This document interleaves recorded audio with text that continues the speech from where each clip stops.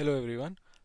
सो इस लेक्चर में हम हाइड्रोजन इलेक्ट्रोड के बारे में पढ़ेंगे। तो हाइड्रोजन इलेक्ट्रोड काफ़ी इंपॉर्टेंट इलेक्ट्रोड है। थ्योरेटिकली हमने देखा कि जब हम शुरू में डिस्कस कर रहे थे एकदम इस टॉपिक के स्टार्टिंग में कि किसी भी मेटल का रिडक्शन पोटेंशियल या ऑक्सीडेशन पोटेंशियल कैसे फाइंड करते हैं, तो उसमें हमने पढ़ा था that is all found against hydrogen. मतलब हम ये अज्यूम करते हैं, इलेक्ट्रोकेमिस्ट्री का सबसे इंपॉर्टेंट अजम्पशन ये है कि हाइड्रोजन का जो रिडक्शन पोटेंशियल है वो ज़ीरो है। मतलब हेंस हाइड्रोजन का जो ऑक्सीडेशन पोटेंशियल है वो भी ज़ीरो है। So the most important assumption of electrochemistry is that the reduction और oxidation potential of hydrogen is zero, it is assume to be zero.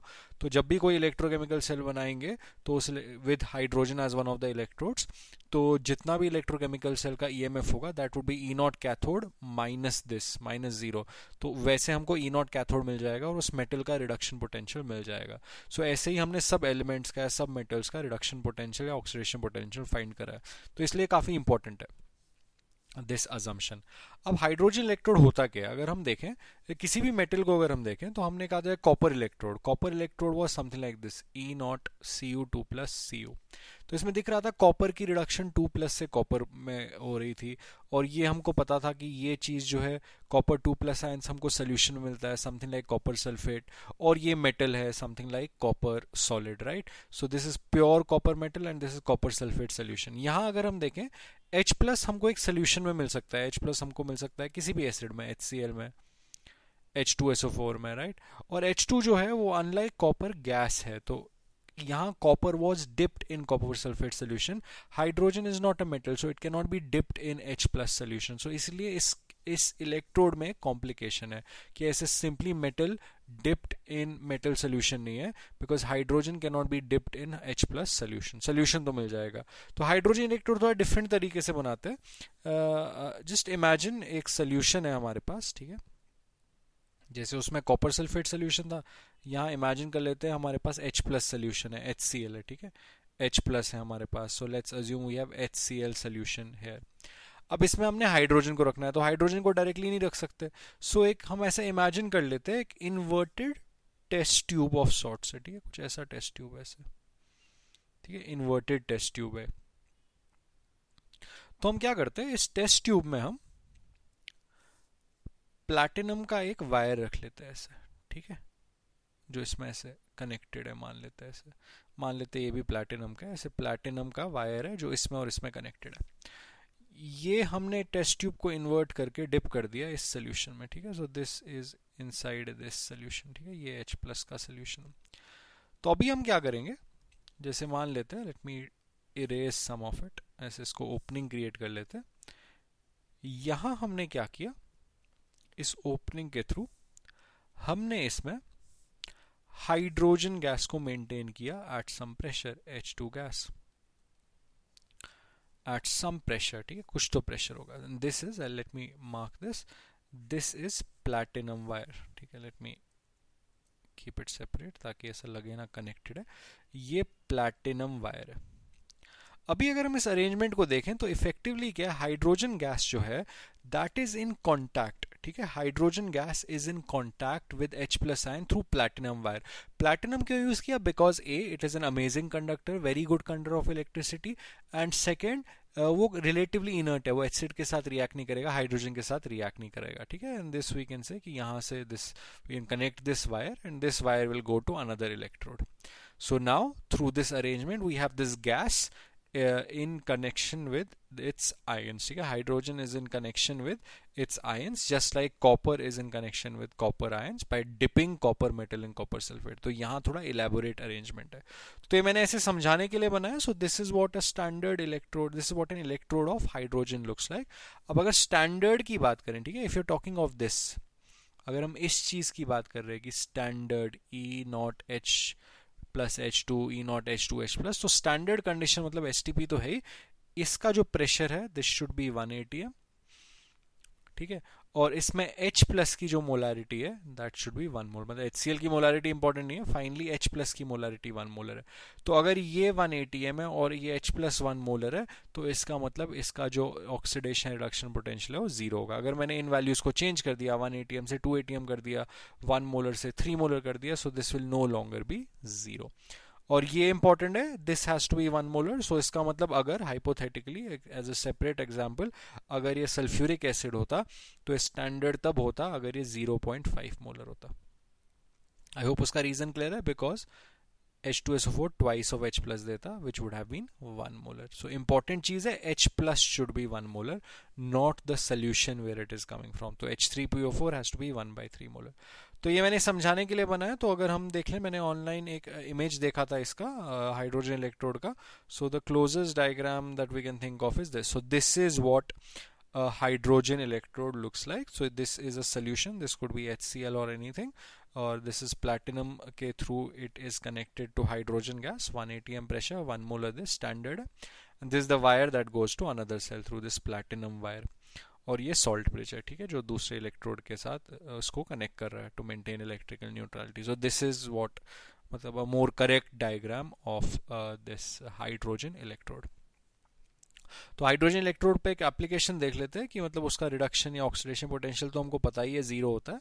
तो मान लो ऐसे लिखा है, ठीक है, तो इसको लिखने का तरीका भी पता लग जाएगा। हाइड्रोजन इलेक्ट्रोड को ऐसे लिखते हैं, जैसे मान लो कुछ ऐसे प्लैटिनम, ठीक है, हाइड्रोजन मान लेते हैं 2 ATM गिव्स HCl 0.02 मोलर। हमने इस इलेक्ट्रोड का रिडक्शन पोटेंशियल बताना है, मतलब हमने ये बताना है EH plus H2, ठीक है, ये हमने बताना है।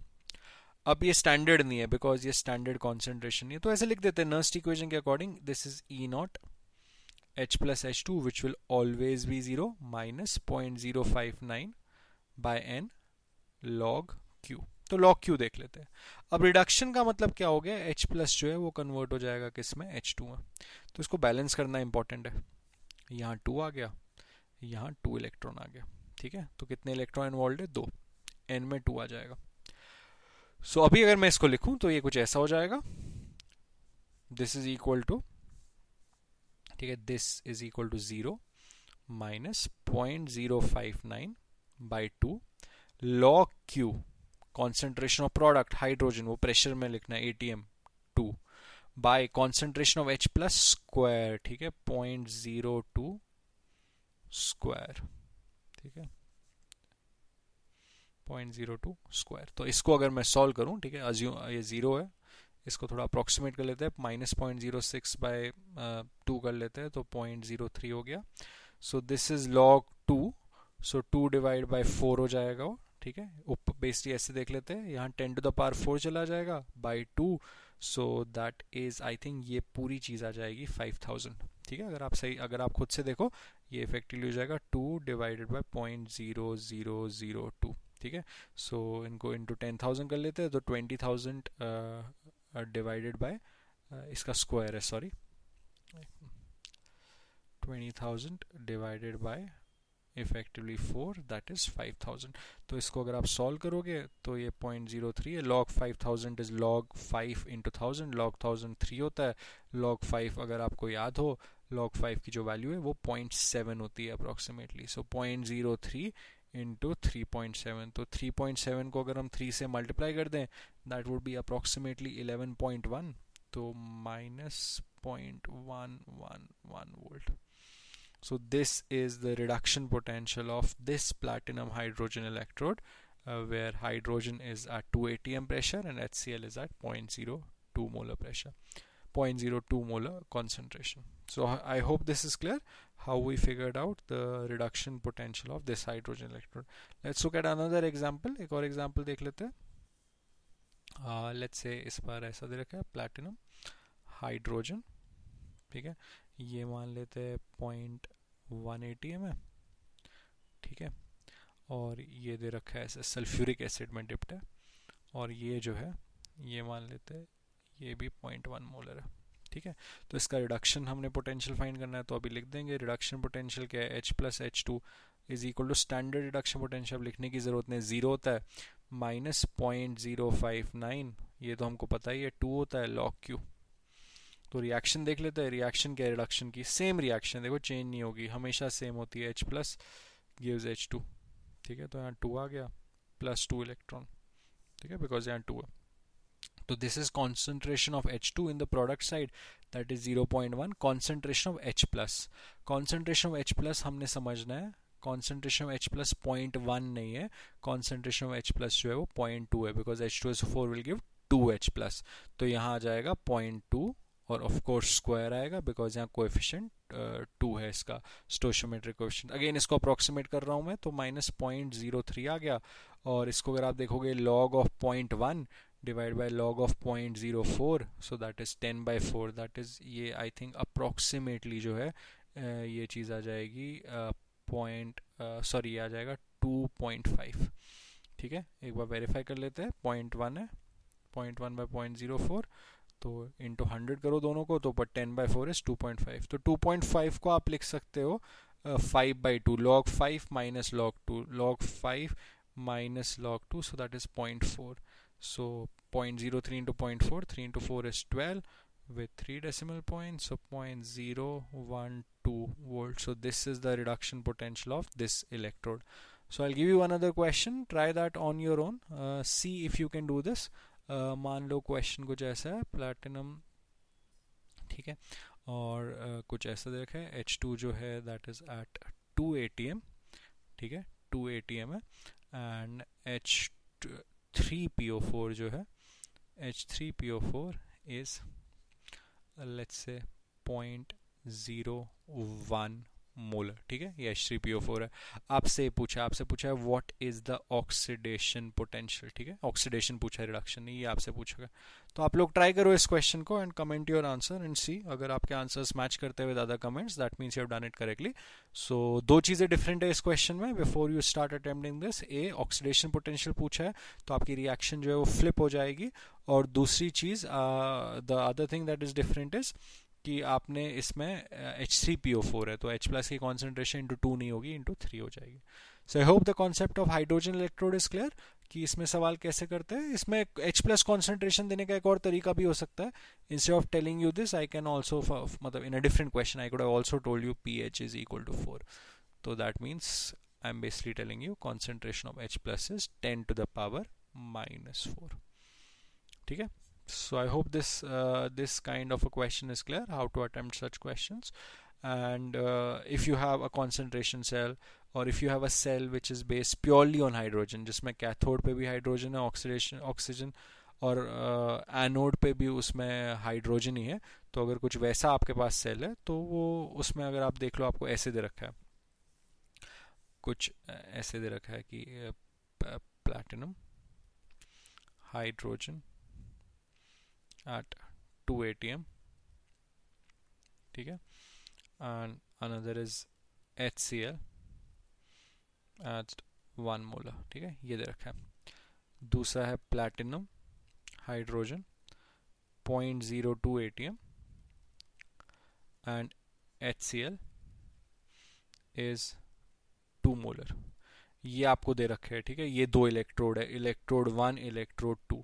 तो इनमें कॉन्सेंट्रेशन डिफरेंट है, इसकी कॉन्सेंट्रेशन डिफरेंट है, तो इन दोनों को यूज करके हम एक इलेक्ट्रोकेमिकल सेल बना सकते हैं, right. So we can make an electrochemical cell based on different concentrations, right, based on different concentrations of hydrogen in different electrodes. तो ऐसी सेल को हम कहते हैं कॉन्सेंट्रेशन सेल. ठीक है, this is known as a concentration cell. तो इसमें सवाल यह है, try this question on your own. आपके पास हाइड्रोजन के दो इलेक्ट्रोड है, हाइड्रोजन इलेक्ट्रोड 1, हाइड्रोजन इलेक्ट्रोड 2. अगर इन दोनों को यूज करके हम एक कॉन्सेंट्रेशन सेल बना रहे हैं, तो कौन सा कैथोड होना चाहिए और कौन सा एनोड. मतलब आपने ये सवाल बताना है, आपने ये क्वेश्चन को आंसर करना है कि कैथोड पे कौन सा होगा, 1 होगा या 2 होगा.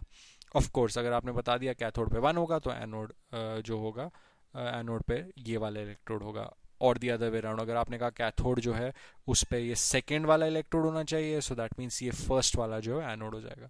So try this question, try answering this question. If you have these two electrodes, in order to get an electrochemical cell out of these two electrodes, which should work as cathode and which should work as anode. ठीक है, so comment your answer. If you have a doubt on this, ask a question. I'll try to answer that. So until my next lecture, goodbye.